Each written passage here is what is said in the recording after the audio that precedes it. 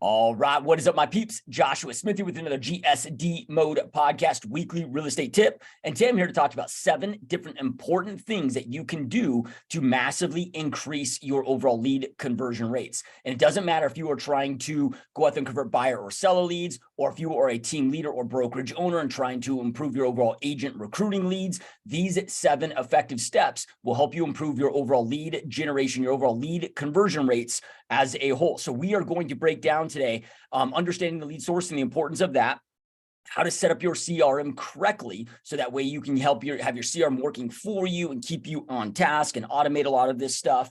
We are going to talk about tracking and the importance of tracking numbers. We're going to talk about what to actually say and focus on it during your overall follow-up calls, paying attention to objections and the importance of objections, your overall lead generation strategy and how to set that up congruent with your lead follow-up all at the same time, and designing that process, and how to go out there and stay consistent. So all things we are going to break down here. Now, real quick, before we jump into this though, if you haven't already, if you're watching this on YouTube, please smash that subscribe button, smash that like button. If you find value out of this, this will help push this out to more real estate professionals, along with help the channel. And also will make sure that you don't miss out on future content that I release. Also, make sure to visit gsdmode.com. A lot of additional free trainings, free resources, different ways to connect here with on the podcast, online masterclass trainings, my free ebook, all of that is on that gsdmode.com. All right, so let's jump into this. And again, we're going to be talking about improving your overall lead conversion ratios. You know, I've had so many conversations over the years,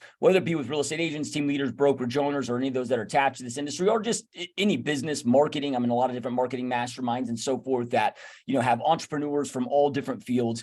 And, you know, so often I hear that lead generation is people's #1 obstacle, but I've yet to really meet anybody where lead generation is their biggest obstacle. And I get why people would think it is, but typically it's not lead generation that is the problem, or having enough leads that is the problem. The main core problem tends to be converting those leads effectively at a high level. That's where most people kind of really stifle, where most people struggle. So I want to break this down. Okay, so step #1 is understanding the lead source itself. So there's really 2 parts to this: understanding the lead source time frame and understanding the psychology of that lead source. I'm going to give 3 different examples here.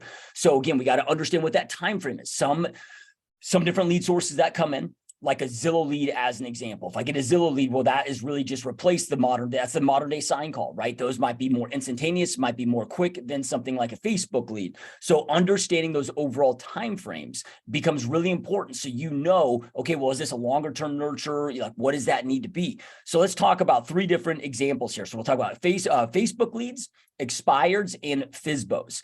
All right, so when I look at a Facebook lead, I know that, and because I've been doing Facebook leads very heavily since 2015, it's a huge part of my business. So I know and understand that the average Facebook lead is in my CRM, is in my system for 6.7 months before they become a client. Right now, of course, there's different types of Facebook leads that we could go out there and generate. Now, for me, I'm looking for overall buyers and primarily upsizers. So again, I know based on them, and I'm going to match the messaging with them, but I know that that's a longer term nurture source. So things like speed to lead aren't so important. What really matters is that overall rapport, that overall connection. So then in 6.7 months, and that overall connection. So why I say rapport and connection is because I got to get them to continue to open up communication, continue to answer my calls, continuing to communicate via text with me for over 6 months before they become a client. That is slightly different than somebody that the urgency is, hey, we need to rock and roll today. That also might be different than like an investor client of mine that I get from a different source.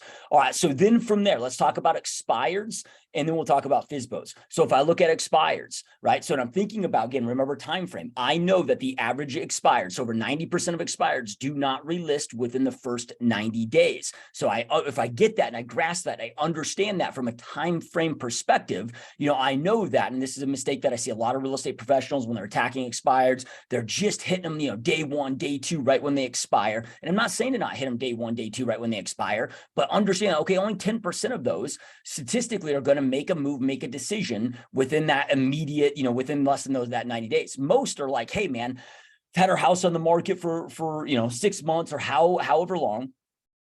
we just kind of feel gut punched, if you will. A lot of expireds feel this way of, our home, which is important to us, just got rejected from the marketplace. We were really excited. We had these, big real estate goals overall. And for whatever reason, those real estate goals didn't become a reality. So they're feeling defeated. So they've got that element. Plus, they're just like, hey, man, we're sick and tired of making our beds every single day, preparing the house, ready for showings each and every single day. Like, we just need a pause. We need a break. So when I understand the time frame, then I understand that psychology. My follow-up with them can be set up accordingly. So then I give it enough time. So my expired strategy. So I personally do expired letters, and these letters go out for 2 years. I send one out day one, and then every 21 days for the first 6 months, then every 6 months for that full 2 years, because I understand that it's a longer term time frame. Then when I understand the overall psychology that they're going through, that way then I can match the messaging.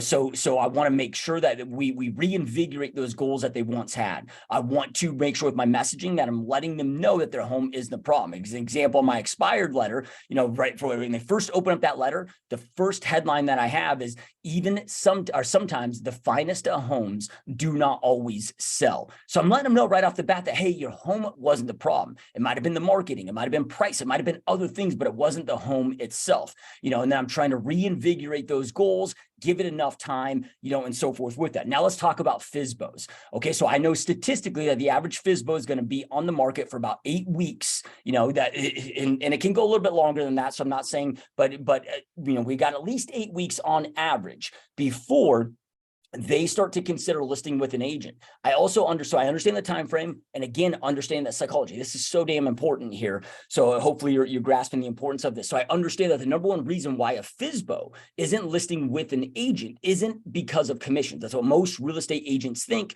real estate professionals think, which that ends up being the number two reason. The number one reason is they truly believe that they can do it on their own. They believe they can do it on their own. They believe that they can do as good, if not better, of a job. They believe they don't need the real estate professional. Well, if you ever try to talk anybody out of their beliefs, right? Like try to get like a Republican and a Democrat or somebody of different religions or whatever, they end up just talking at each other, not to each other, because it's very difficult to talk anybody out of their beliefs, if not impossible, right? Belief changes come through a self-discovery process. So I understand that they need this 8 weeks to self-discover that, holy shit, this is more difficult than I thought.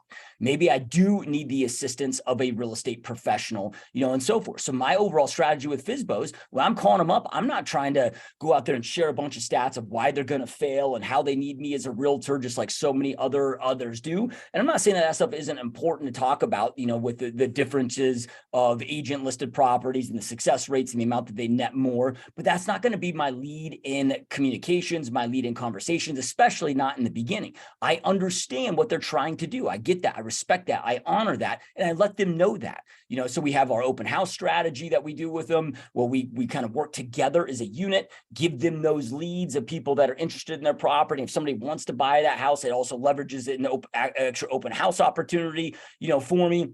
But all of that, I'm trying to develop that connection and that rapport. Then we have our for sale by owner free resource kit. So we're going out there and we're giving them a lot of free resources that they need. They don't need a real estate professional here in the state of Arizona to go out there and sell their house on their own, but they need a lot of these other things. They're going to need vendor contacts. They're going to need, guest registration sign-ins. They're going to need purchase contracts. They're going to need to use an escrow company. They're going to need home inspections. They're going to need, all of this stuff. We teach them in this resource kit how to go out there and do their own open houses, how to go out there and run their own Facebook leads, how to go out there and, follow up with people that are walking through their property and all of those things. So we give them all of these different resources and position ourselves as a resource, not begging for their business, right? Respecting what they are trying to do in the process that they're going through, but we're respecting that, but then positioning ourselves as that friend, as that resource, as that, kind of assistance person, if you will. So then when they hit that 8-week, 10-week period, however long it takes, it's on average 8 weeks, but it can be a different cycle for everybody. So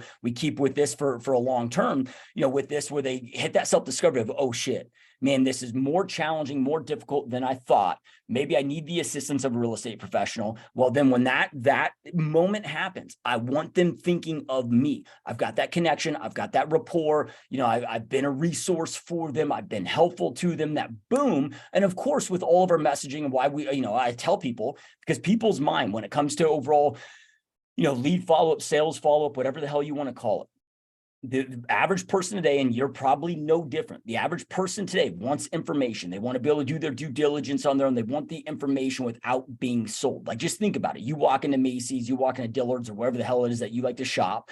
When you walk in, the first thing that you do when the person encounters you that works at that store and asks you, "Hey, do you need any help?" Right? It's or how can I help you find something, or whatever their script is. Right? It's always that common. Oh, I'm just looking.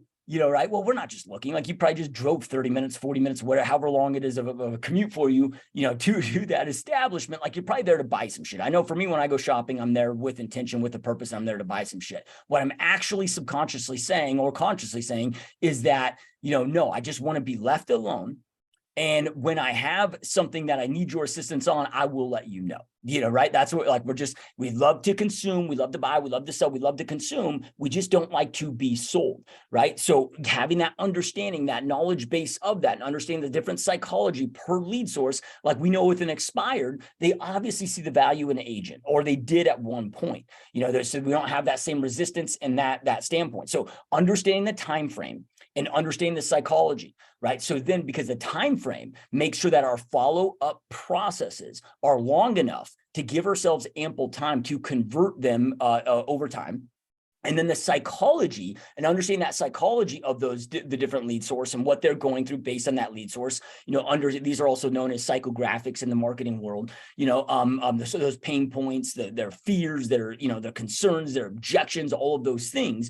That then allows us to formulate what our messaging is going to be within those marketing pieces. Right? So time frame is going to dictate my frequency, as long as how long my follow-up continues. Right? And then that psychology element then dictates, okay, well, what am I actually saying within those follow-ups? Okay, now let's pivot into number 2, which is making sure that you have your CRM set up correctly. This is really, really important. When I look at a CRM, which a CRM is the number 1 tool in any real estate agent, team leader, or brokerage owner's business. There's no more important asset that you guys have than your CRM. Most in our industry, don't utilize a CRM, even if they might be provided one, or whatever, even if they have access to one, they don't use it. They don't understand the importance of it. Like, you should be living and spending more time in your CRM than any other system that you do inside your business. The only thing that you might be spending more time on is actually client time, client appointments, and so forth, than outside of your CRM. But we need to make sure that it's set up correctly. So the way that I personally look at a CRM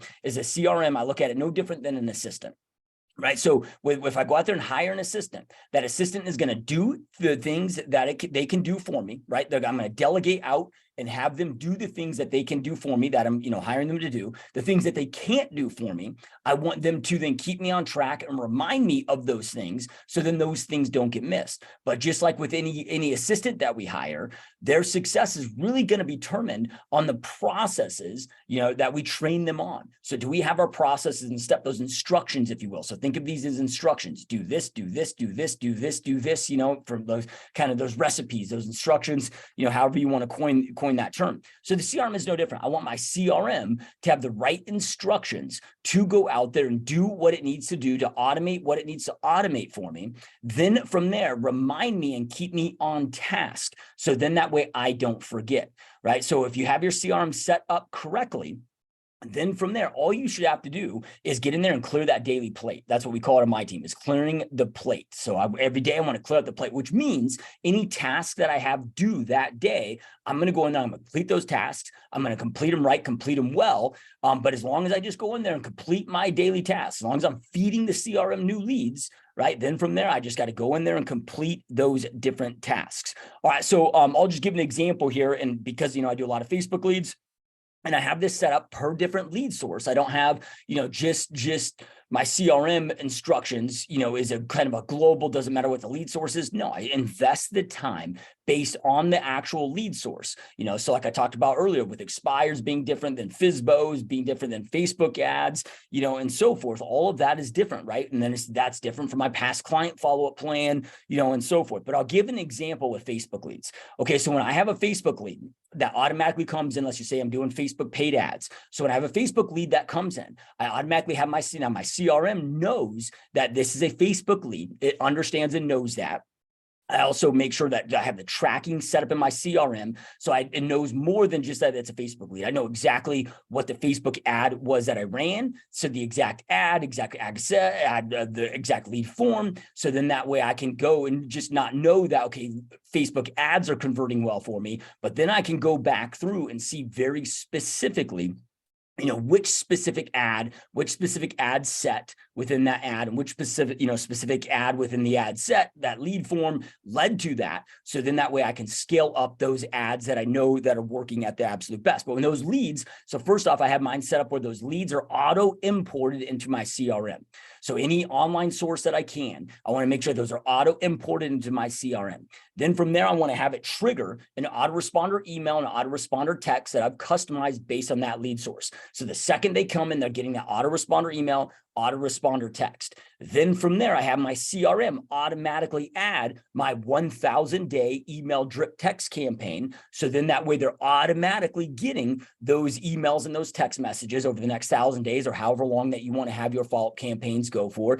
For me with Facebook leads, with the understanding that is a longer term process. I said earlier that the average is 6.7 months, but that's average. We have some that we pop immediately. We have some that are in our system for 2 or 3 years. I was actually speaking with a friend of mine that's in the real estate industry, brokerage owner, the other day, that she said her longest lead that was in her system, that was not communicating, back and forth, but was in there, so they were receiving communications from my friend, but weren't necessarily, actively replying back to those or whatever. So, most of us would assume that to be a dead lead, right? Well, then 11 years later, that lead finally raised their hand and was ready to rock and roll, so, okay, I'm going to set up on that email and text strip. So those are things that my CRM can do for me instantaneously and automatically. Then from there, I'm going to have my CRM auto task me on my call tasks. So I don't have to think about it. When that lead comes in, boom, it's going to task me day 1 to call them. It's going to task me every other day for the first 14 days to call them.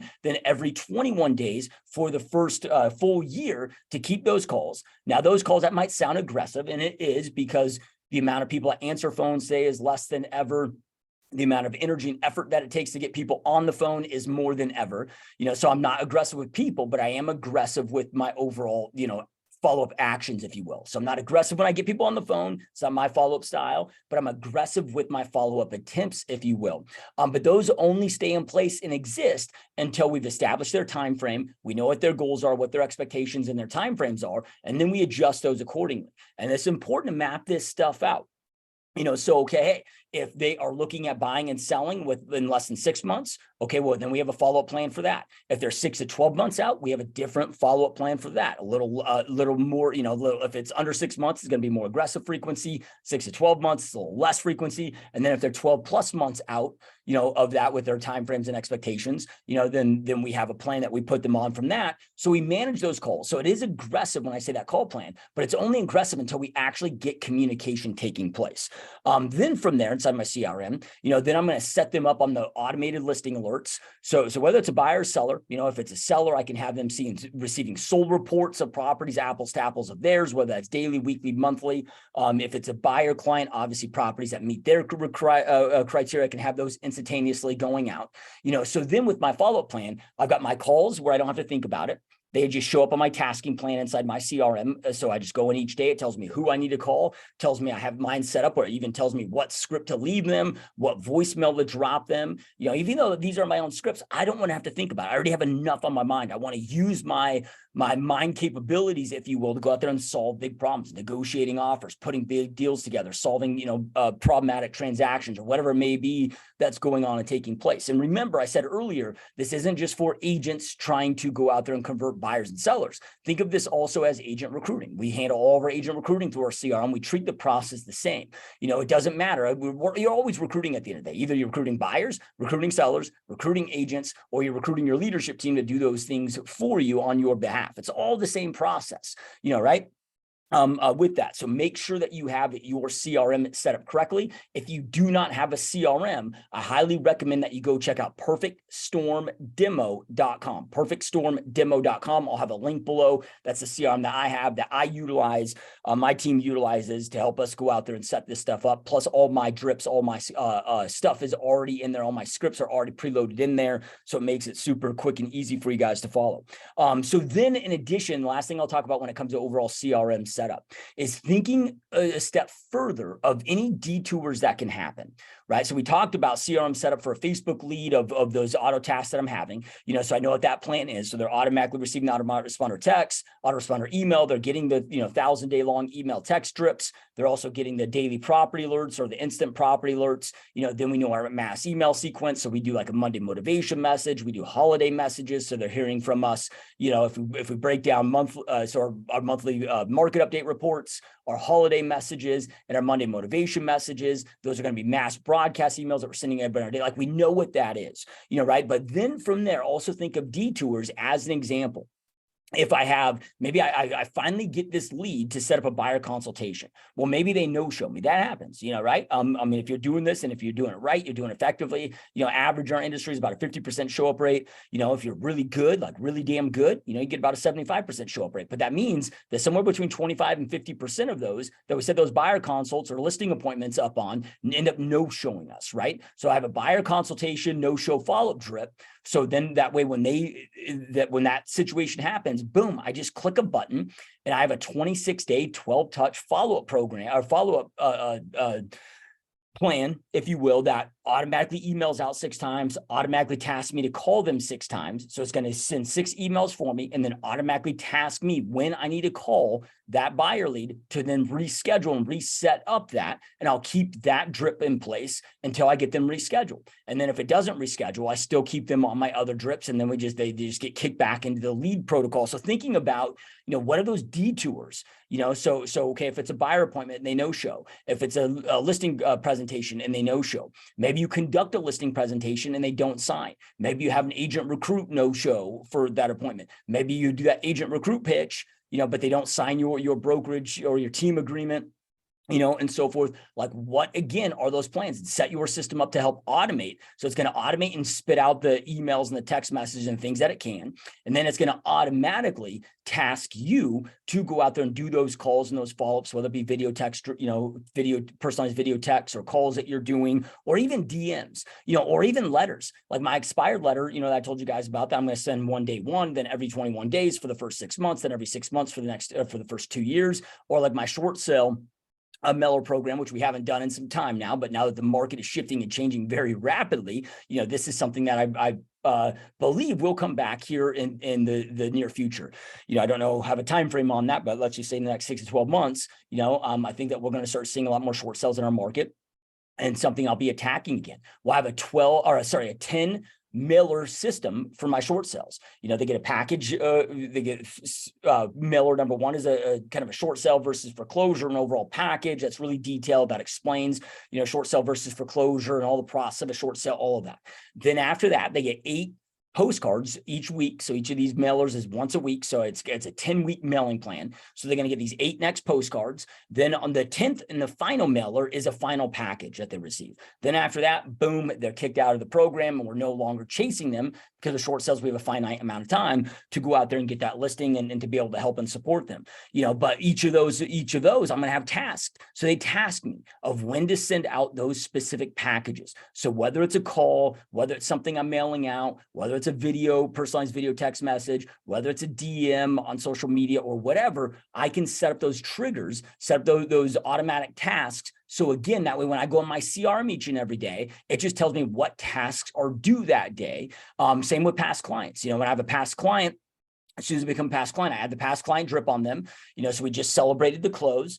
Then from there, I'm going to call them 7 days after close. Then I'm going to call 30 days after close. Then I'm going to call every 90 days for the next 20 years. So I have all that set up so I don't have to think about it. Boom, I just click that drip and it fires the rest off for me. Okay, so number 3 is tracking. Tracking is imperative. A lot of this is going to come from your CRM, inside the Perfect Storm.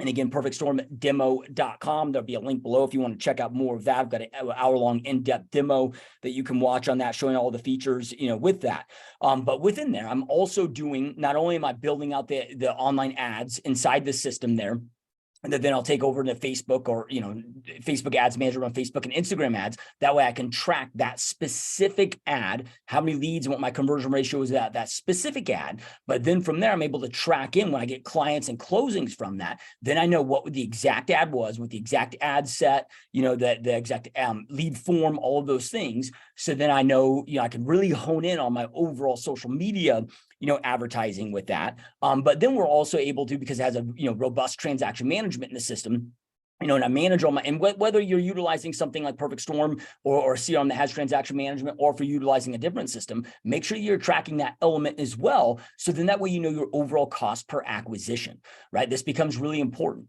Most people are just focused on cost per lead, not cost per acquisition. Cost per acquisition is the only thing that matters, meaning how much did you spend and how much did you make, right? So maybe you're spending on average $250 to go out there and make 10 grand, right? So then you can see what your cost per acquisition. But with your tracking, you should be able to track and know this per lead source, but the number of leads, your cost per lead, number of closings that have come with that. So then, like as an example of Facebook leads, I know where we convert 1 out of 42. I know what our average cost per lead is. I know what our average commission is on those. So then I can sit there and calculate again what that cost per acquisition is. So not only do I want to know that, those steps, which is where most people, if they do track, that's where it ends. I want to take this a step further and know the amount of effort as well. So in addition, I'm tracking the amount of reach outs that I'm doing. So and when it comes to reach outs, I'm not tracking, we've already got all the drips and all of that. I'm tracking, the personal reach outs that I'm making and the reach out methods, because you can also go overboard with tracking.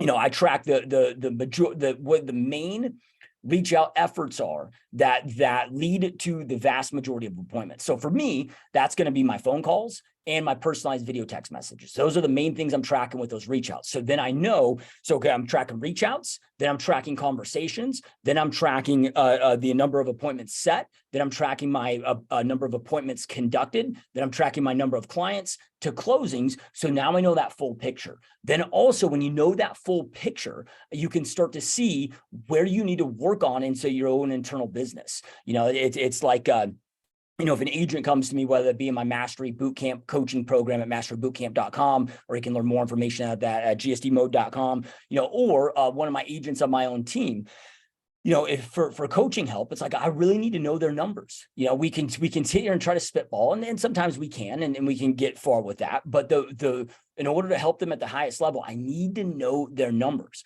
right? I need to be able to know, okay, well, what is your appointment set to conduction ratio? What's your appointment conduction to client ratio? What's your client to closing ratio? Overall, what's your appointment set? Like we try to make sure that we are at a 20% appointment set to closing ratio.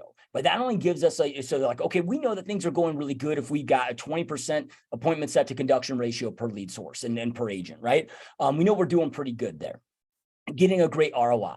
But then from there, I need to take it a step further in order to go out there and help an agent or help my own business take it to the next level. So then between appointment set and closing, there's also the appointment set to conduction ratio, conduction to client ratio, client to closing ratio. So then we can sit there and see how we need to improve those. Like in a perfect world, I'm going to have a 75% or greater appointment set to conduction ratio. I'm going to have an 85% or greater appointment conduction to client ratio. I'm going to have 50% or greater client to closing ratio. And then that will also, differ based on sellers, based on buyers, so we can get more granular with that. But those are the main things when it comes to tracking. So make sure that you're tracking that data, those numbers. So then that way, not just from a timestamp standpoint on it, but then you can sit there and see, what lead sources are converting at the better ratios, what you're getting a better cost per acquisition on, because you might have a lot of different things that are working. Like let's just say, I don't know, you're doing Facebook, you're doing Instagram ads, and you're doing Zillow, and then maybe you're doing, Realtor.com or OpCity. Well, then from there, it's like, okay, well, hey, man, if I want to go in there and increase these, maybe Facebook, I'm getting a 700% return, but maybe OpCity, I'm getting a 200% return. Both getting a good return on overall money, but it would make much more sense for me to scale the one I'm getting a 700% return on versus the 200%, right? So these things help give you, what to scale up, what to scale down, what to cut out completely, but then makes your business predictable. So then that way, you know exactly how many reach outs, how many follow-ups, those conversion ratios, and so forth. Okay, so number 4. Now this is on the follow-ups themselves. And we talked about this a little bit earlier about, understanding the psychology, and so forth. But let me just speak specifically to, like when you're reaching out and you're calling people and you're having conversations with people. Now, understand, I mean, there's a lot of different, follow-up, protocols, or I guess styles out there. Sorry to take a swig of my coffee here. A lot of different follow-up styles out there. Me, with my follow-up style, I'm aggressive with the frequency of reach outs, but I'm not aggressive with people. So I've, my own personal style is, not being high pressure, because I hate being high pressured myself. And I believe in treating others how you want to be treated. And for me and my business, I'm not saying like, look, you can be high pressure. I know people in this industry that crush it doing that. If that's their style, if that's what they love, and that's them, okay, great. But for me, I want to treat others how I like to be treated, right? And it's also how I feel best about conducting my business. I don't want to go out there and do things to others that I would hate to have other people do to me. I can't stand when other people do to me, right? That puts me in kind of that internal, gives me a stomach ache. I don't feel good about it. I don't get excited about my lead follow-up, and so forth. So when it comes to the overall follow-up, what works best for me overall, what I found to be most effective, and this is also aligns with my overall follow-up styles, focus on the connection and focus on the rapport.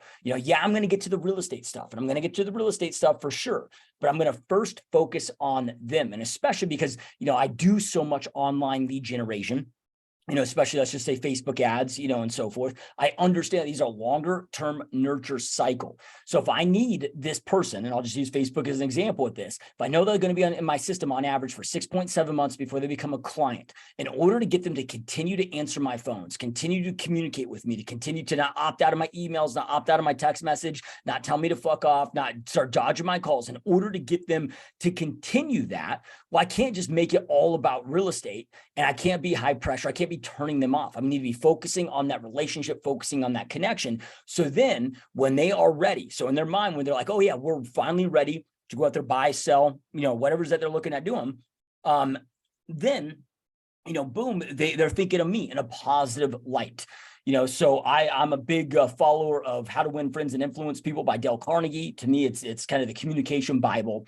And I'll just summarize it right here. You need to show people that you care, show people that you give a shit. A buddy of mine reached out to me, actually one of my teammates, and he was like, hey man, started going over these different objections and was like, this lead gave me this objection, this lead gave me this objection, and there was just some kind of commonalities there. And I just said, wait, time out, dude. Now knowing this guy, knowing that he's got a daughter that's in college, I was like, okay, imagine this. Your daughter graduates college. She moves to a state that, you're not licensed in. So, somewhere across the country, whatever. She's, got a career established. She's looking at now going out there and buying a house. She goes out there and, sees an ad. She opts into a realtor's database. The realtor's communicating with her, following up with her, becomes your daughter's realtor.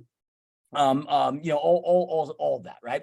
So then I'm like, how would you want that realtor to treat your daughter? How would you want that overall experience to go from being a brand new lead all the way through that whole process? How would you want that to go? What would get you to a point where you were so high on, stoked on, and excited on that you became a raving fan of that realtor, where it's like, okay, they're getting your referral business in that area, in that location for the rest of your career?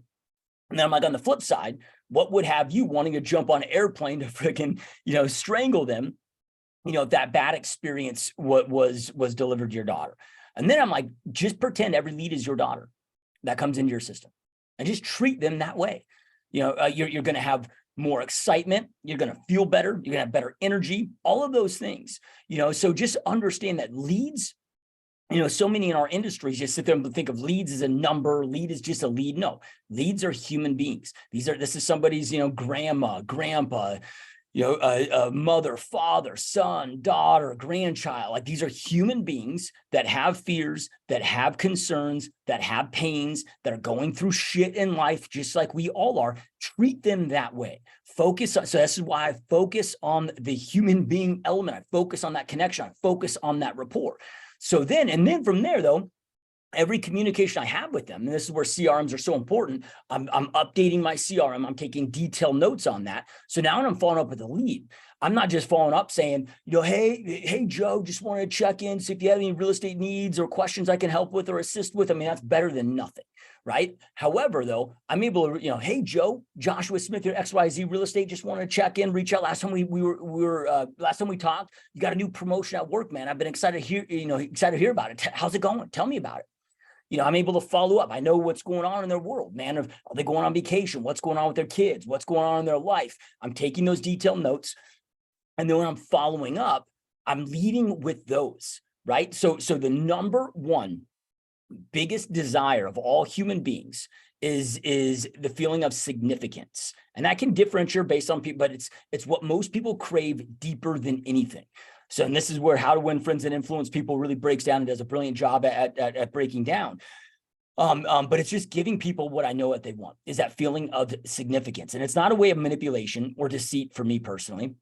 I look at this and, okay, we're in a commission-only business. The way that I provide opportunities for myself and for my family is through my clients and only through my clients. So they're the most significant thing to my business, right? So they are extremely significant to me and my family. I'm going to treat them that way and show them that way and give them what they want. And I'll tell you guys that today, which is the era that we live in, it makes this easier than ever, than at any other time in human history. If you look at today, like just think about your own self. When is the last time somebody gave you 5 minutes of fully undevoted, like fully devoted time, uninterrupted time, where you felt that they were just, they're fully paying attention to you, what you were saying. You truly believed or felt that they were truly and genuinely interested. They weren't hijacking the conversation. They weren't checking their phone. They weren't distracted. When is the last time anybody gave you 5 minutes of that? You probably can't even think of the last time, right? So just give people that, man. Go out there and, so instead of my leads list for the day, I always call it my impact list. Here's the people I want to impact. Because if you look at the real estate game is get people to know you, like you, trust you, be aware of what you do for a living, follow up frequently, your business continues to grow. Only one element of that is real estate related. They are going to know I'm a realtor. Look, dude, they're getting daily property alerts. They're getting all the drip messages. All my email signatures come, they're seeing my email signature. Subject line is always going to, show from your realtor, Joshua Smith. Like they're seeing that. That's imprinted in their mind. They're going to know that I'm a realtor, right? So then from there, to get them to know me, like me, trust me, that all takes that connection. That takes that rapport. So they want to understand and need to understand that you give a shit about them. So I'm just giving that. I'm checking in on them, and I don't care, right? Because it's why I call it the impact list versus my lead list. Is because I don't care how I impact their life. A lot of my clients have come from health and fitness conversations, and sharing, my overall journey with my 100-pound weight loss journey, and, almost becoming a mentor in that space. But then they also know I'm in real estate and business. It doesn't matter what it is. It doesn't matter if, they're thinking about going hiking their family's coming in town visiting this weekend. They're thinking about going hiking. I'm able to share with them some of my favorite hiking spots throughout the valley, whatever it may be. It doesn't matter what it is. I'm just looking to have an impact on their life in any way I possibly can, even if that shit, they're having a bad day, and I'm able to lighten up their day, lighten up the mood a little bit, checking in on them. I'll tell people all the time, like, dude, if you need a vent, like, I may not have the answers, but I could be a great listener. What's going on, man? Are you doing all right? During all this lockdown time that we've had over the last couple of years, one thing that we got really strict with was just reach out to every database and just check. Like, we didn't even make them real estate related. Law of reciprocity is the number one law, and the law of influence that will come back around. You start asking about people, asking about them, their lives, their families, what's going on with them, what's important to them, and this is again where CRMs are important, because I'm able to store in there. I can quickly with one tab. I go in there. So before I do my follow-up calls, like I have their social media links. So I go to the social media profiles, I can pull everything up quickly so I can see their spouse's name, their kids' names. So that way, when I'm communicating to them, I'm not like, oh, how's your husband doing? How's your wife doing? I'm like, hey, how's Amanda doing? How's Jackson and Michaela and Landon doing? Whatever it may be, I'm able to speak specifically to those things, because I got, not that I remember all those things. I've got those detailed notes. I've got all that pulled up in my CRM. I'm able to go onto their social media profiles, click that up, pull on their Facebook page, pull up their Instagram, all of that, see what they've been up to, so I can start to speak to those things. So before I actually dial that number, I'm already thinking in my mind, about different things that I can say when I'm on that phone with them, say when I leave a voicemail. We know that most people, we leave a voicemail to. So my protocol is I'm going to call. The vast majority, you can't get on the phone, right? It's like if you're getting 10% answer rates, you're doing great, right? Average is about 5%. So okay, 95% of those going to voicemail. Okay, well then if I leave a voicemail, how can I get them to prompt the call back? Well, if I'm just, hey, this is Joshua Smith here at XYZ Real Estate, just want to check in, see how you're doing. If you have any real estate questions or real estate needs, feel free to give me a call back anytime. I'm happy to help. That might initiate some calls if they have an immediate question or a need in that moment, but most don't. But if instead I'm just, I'm asking about them, hey, I noticed that you were just on vacation. Looked like you guys had an amazing time. I'm excited to hear about it. I hope you and the family are doing well. If you need anything, I'm here, whether it's real estate related or not. Remember, I'm here to be your realtor, your resource, your friend for life, but definitely looking forward to hearing from you and hearing how that vacation went. Now they're excited potentially about reaching back out to me to talk about something. Same thing. So I call, voicemail, and then personalized video text, right? So that personalized video text, I'm not trying to, there's only so much we can automate, right? So I'm wanting to utilize their name and all that stuff and stand out with that. Okay, so that's again on those follow-ups, focus on the connections, focus on the rapport, stand out. Understand that the average person that's in your database is probably in at least a dozen other agents' databases. What is going to get you to stand out? Everybody's sending property alerts. Everybody has templated bullshit, drips, emails, text messages going out. I'm not calling those bullshit, but I'm just saying most are doing bullshit, templated, shallow, no thought.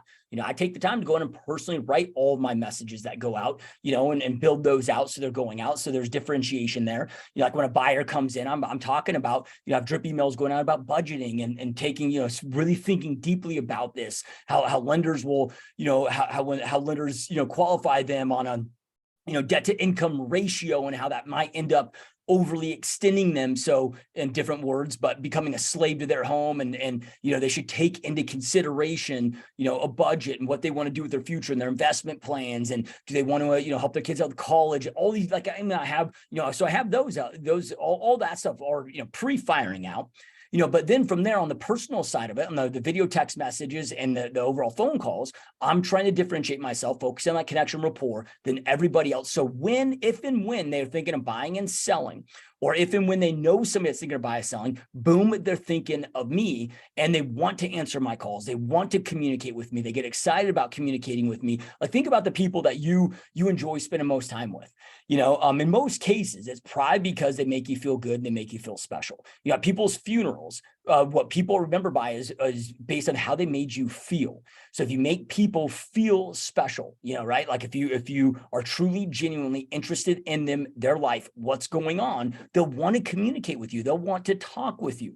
The other thing to think about here too, and I know I'm going long on this point, I'll end it up here, and then we got just a few more to go through. And these last ones will be a little bit quicker. But is now I'm losing my train of thought on where I was going with that. So I'll circle back with that. Maybe I'll think of that. Okay. So number 5 here.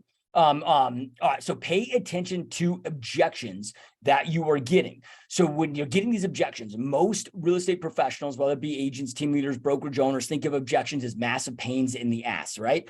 So with that being said, I don't go there. I think of objections as power, right? Objections show me, okay, this is somebody that potentially can now remember that point I was going to share. So let me finish this off, and then I'll go back to that point that I was remembering. All right. So when it comes to overall objections, sorry about that there, getting a little sloppy here in my own podcast. So when I'm looking at objections, right, these are people's pain points. These are people's, like, they want to buy or sell, or they want to join a team or a different brokerage, right? They want something different. They want something new. Like they have a current pain in their own current situation. They have a pleasure they want to get to. All sales is pain and pleasure. All of it's pain and pleasure. We just need to articulate that we are the best guide to get them from pain to pleasure. The more that we are in tune with their objections, the more that we can do a better job at articulating that we are the best guide to get them from pain to pleasure, right? So I'm going to pay attention to these objections. Not all am I going to be able to have, talk like just boom right there on the, and I don't try to have an answer for every objection every single time. I don't try to memorize all these shallow, scripts, if you will, for objection handlers. Like as an example, like I go out there and I try to solve the problem. So example, right now, people are telling telling me about interest rates being, too high and that being an objection for them on the buy side. I'm not sitting there spitting out, a bullshit of which I believe to be shallow talking points, with this, or shallow objection handlers of, spitting out things like, oh, well, historically they're still low, and trying to talk them into buying. What they are truly saying in that moment is that because interest rates are up, the payments are just too damn high. It makes them uncomfortable, or they can't afford it, or stretches them beyond their comfort zone limits, and so forth. I want to go out there and try to find true resolutions for those objections. So I take that to the whiteboard. So like, my follow-up conversation, or my rebuttal to that might be, okay, so if I'm hearing you correctly, sounds like you want to buy, sounds like, I might repeat back what they're looking at buying and what's important to them and all that. So it sounds like, you want to make this a reality. However, the thing prohibiting you from moving forward right now is 7% interest rates. And if you could get interest rates down to, let's just say 4.5% or 5% or whatever, it would bring you to that affordability range with your payment range, where then you would want to move forward. Does that sound, is that a correct assessment? Am I hearing this correctly? Then from there, I can go to the drawing board. That's an objection we're hearing over and over and over. We're hearing over and over and over. So now we went out there and found effective ways in today's market, on how to get people's interest rates back down in that, 4%, below 5%, 4%, sometimes even lower than that range, to make this very affordable to them in this high interest rate environment that we are currently in. So that's what I'm using objections for, right? Is to truly understand, again, these are people that want to buy, want to sell, want to move forward, but boom, there's this wall, there's this wall that's prohibiting them from moving forward. So I want to understand what that wall is. Then I want to go to the drawing board and see, is there any way I can get that wall removed? Right? Then I get that wall removed. Those then become our USPs, our unique selling propositions. This becomes really important. That then becomes your messaging, can be part of your marketing, can be part of all your communications, and so forth. So pay attention to those objections, utilize those as USPs. Okay, so number 6. And the last 2 here will go pretty quickly. Oh, I was going to say that the thing I forgot to talk about when I was talking about with the follow-ups. So when I talk about that connection and that rapport, one thing that I've always found really important to focus on is that if you look at any area, so in your city, now this isn't a perfect science, but it's pretty damn close. It's the 95 versus 5%. So you got this 95%, and then you got this 5% over here. So you got 5% of the population. So when I say the 5% of the population, 5% of the population that is able to go out there and buy or sell real estate, right? That adult age, obviously an 11-year-old, so let's just say 5% of that, 18 plus, that's able to go out there and buy or sell real estate. You only have about 5% of any given population in any given city, town, metro, whatever, that is buying and selling real estate, that's transacting in real estate within the next 12 months. Now, you've got almost 100% of real estate professionals jumping and going after that 5%. And I'm not saying to not go after that 5%, I am as well. But what about that other 95%? This 95% of people, that population, that are not looking to buy and sell within the next 12 months, but at some point are going to buy and sell. That 99.9% of our industry abandons them. Right. So if you can also focus on that 95%, and this is where that communication, that rapport, that connection, I'm never thinking of time frame. For me, it's I need business today. I need business from 5 years from now. I don't care anybody that's in my system. I'm just focusing on developing that connection, developing that rapport. So if they decide to buy today, within the next 12 months, if they want to buy in 10, 20 years from now, or sell 10, 20 years from, doesn't matter to me. Right? Because I know I need business today. I need business tomorrow. I need business in a year, 2 years, 3 years, 10 years, 20 years down the road. So just thinking of that always too, with your messaging, what you're doing with your, your branding, your marketing, your messaging, are you speaking also to that other 95%? And working that other 95% that will for sure buy, sell, refer business, but maybe it's just not going to happen in the next 12 months. Okay, so number 6 here. Now, this is talking about your overall lead generation strategy. So when I'm building out my lead gen strategy, so we're just kind of summarizing, all these different, putting all these different steps we've already covered here together. But I'm going to map out my lead gen. So often in our industry, people treat lead gen and lead follow-up as 2 separate things. So for me, I bring it all together. It's no different than, working out and diet, right? I can work out all I want. I can work out as hard as shit each and every day. I know that I cannot outwork my diet. Like, meaning my results are going to be limited. Like, I can go to the gym for 2 hours, and if I stuff my face with Krispy Kremes and freaking pizza all day long, like, I'm still going to be an out of shape bastard, right? Like, I just know that that's going to take place. It comes with bringing and morphing those things together to maximize those results. It's a combination of my activity plus my nutrition plus my diet that brings those together. So same thing with lead gen and lead follow-up. So when I'm mapping this out with my overall lead strategy, right? So I'm mapping out, let's just say open houses. I'm going to map this out. Okay, well, here's what I'm going to do to conduct my overall open house lead generation strategies. Okay, here's what I'm going to do to identify the open house. Here's going to be the pre-promotion of it. Here's going to be the overall day of setup to, maximize, people coming to the open house, maximize sign-ins. Here's going to be my overall tour process. I'm breaking down each step. Okay, how do I identify the property? How do I pre-promote the property? How do I get the signs out and have the overall most effective setup? How do, when they come into that property and after they've registered and signed in, what's the most effective tour process? Okay, after the tour process, boom, I need to go and ask for the appointment. Okay, some of those I'm going to set an appointment with, the vast majority I won't at the open house. Okay, well, here is my A to Z follow-up protocol, for X amount of time. So, okay, at the end of that open house, man, do a personalized video text message. Then I make sure to get them right in my CRM, have them on a 1,000-day email text drip protocol, have them on daily property alerts, set up my call tasking drips, all of those things. So then I bring that lead generation and my lead follow-up, put it all together. I know what that process is from A to Z. So thinking about this from the second that they're a new lead, or the actions I'm doing to get them as a new lead, all the way through being a client. Because I'm guessing that most of you, once you have a client, like, you're really good at that point, from the, client to getting them under contract to close. Maybe you're not so good on the past client of follow-up as most aren't, or same thing when you're recruiting an agent. Once they join with you, you're probably pretty good at supporting them. If not, you need to get good at supporting them. If you aren't good with a client, once you become a client, you need to get good at that, right? Put all those things into place, but making sure, so with that assumption, making sure that you have from lead inception through till boom, they've signed a buyer broker agreement, they signed a listing agreement, they signed your agent, your brokerage or team contract, like, what is that entire step? So make sure that you're mapping that out. And I'm going to have that plugged in play before I actually even start lead generation. So for me, and this isn't a long process. Like, this is a, I don't know, a half day on a Sunday, getting out on the whiteboard, and mapping this out of what that should look like.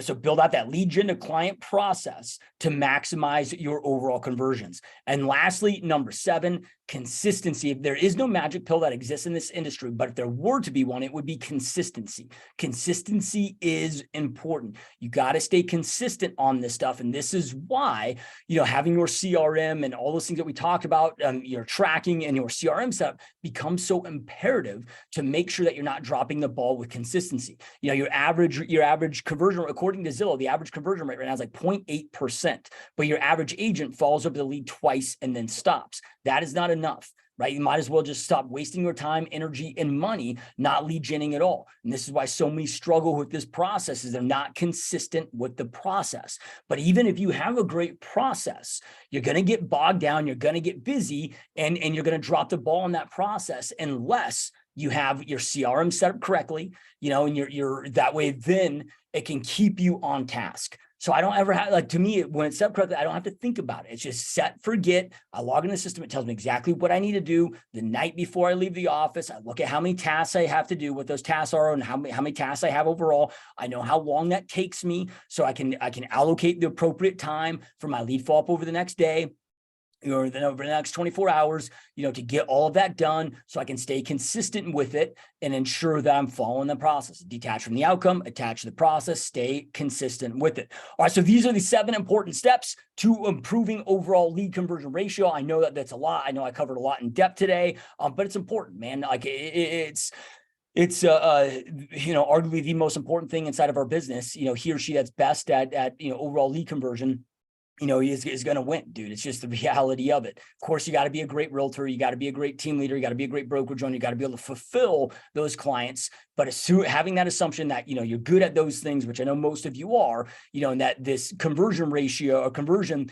rates is the biggest sticking point, this stuff becomes greatly, greatly important. And again, if you can do me a huge favor, if you haven't already, make sure to hit that subscribe button, hit that like button. It truly helps me here on the YouTube channel. If you haven't already, make sure to check out gsdmode.com. I've got a 3-hour in-depth masterclass going on right now about how to adapt and shift. It's actually my 6 fundamental steps to 3xing or more your business, regardless of the marketplace, whether it's boom, bust, or anything in between. So it's speaking specifically to these times right now of how to shift, how to adapt, to continue to grow your business regardless of the market. Success is internal, it's not external. The market has nothing to do with your success. Your actions, your behaviors have everything to do with your success. So that is me walking you through and showing you how to continue to grow and expand regardless of the marketplace, which I've been able to do over the last 18 years, even in the worst housing market crash in recorded history. During the great financial crisis, my business was able to boom because of these 6 fundamental steps that I found to be so imperative. So you go to GSD mode, you can check out that training. I got my free ebook on there. That is my 42 top proven tips. It's called Dominating Real Estate Business, Top Tips from a Top Producer. For all this stuff, you guys, 100% free, no strings attached. Just great, effective, free resources, free trainings to help you continue to grow your business. A lot more stuff on there. If you're interested in my coaching mentorship program, you can schedule a zero pressure, absolutely zero pressure discovery call. I can walk you through how my program works, what it is, see if it's a fit for you, answer any questions, that you may have, and so forth. So make sure to check out gsdmode.com. Truly appreciate your support. Truly appreciate you being here. Keep crushing it. And I will see you next time. Peace.